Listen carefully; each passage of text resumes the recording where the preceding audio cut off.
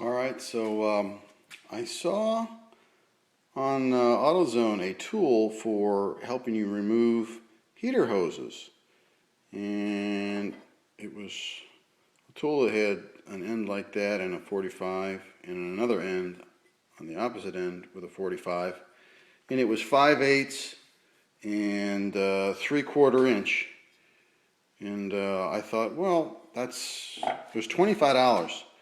I have probably 50 or 75 wrenches of all different shapes and sizes. A lot of nice older ones too, these old American steel ones. I mean, that's good tool steel right there. That's a good quality wrench. But, I have tons of these, and I decided, well, 5/8 and 3/4, I can come up with that all day.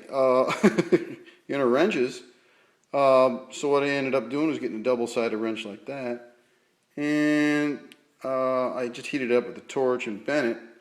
Now I've taken the temper out of the steel, and I'd like this to be a little thinner, like this one. The thing I noticed right away though is I don't have a whole lot to get my hand on. I mean, I suppose that one would do in a tight spot, but I want to take some of the material off and grind it down a little bit, and then I'm going to heat it up in the forge, and then I'm going to quench it in oil, and then I'll put it back in the forge and let it get a good hard tool again. That's a Japanese wrench. But yeah, this one here I had too. I just bent it around. This one is in between the two sizes, but I also noticed that on the pipe itself, when you're trying to pull the hose off, there's a little piece that's like a lip, the raised lip all the way around. It's a little bit bigger than 5/8 and 3/4. So I ended up going with a 11/16 wrench and 3/4. Even the 7/8 and 3/4 would work, but if I have to, I'll spread this out just a little bit. But it seemed to work pretty good. You can put the wrench on the line and just see for yourself. But I'm not going to give them $25 for that. I can't do it. So I thought, well, if one tool is good, then 3 or 4 or 5 to do the same thing is better. But this one probably would do the job for both of them. But you need something you can fish back in, like along a firewall, and get a hold of it and pull it out. And I think I need something on the back of this that's going to just, I don't know, that's enough to hold on to. Probably going to take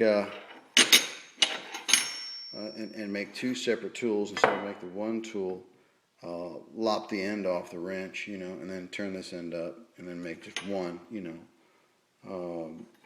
or just get I got more wrenches that are box end wrenches. I try to use the junkiest ones, and I'll just cut the box end off and then bend it over so that I can have myself a nice handle there, to work with, as opposed to, what I got. I suppose you could bend one end and then leave the other one. You could just leave that there. Give you something to keep from slipping off of. And bend that end. Don't cut it at all. Leave it on there. You could still use it that way too. But anyway, I have piles of these wrenches and piles of sockets in it. Anytime I go to a yard sale or to an auction, I don't buy the stuff new, of course, but if I'll buy a box of crap that I want, and they'll be full of wrenches and what have you, and I'll just take those wrenches that I don't want and throw them aside, and then a big pile, and then when I come up with an idea like this, here you go.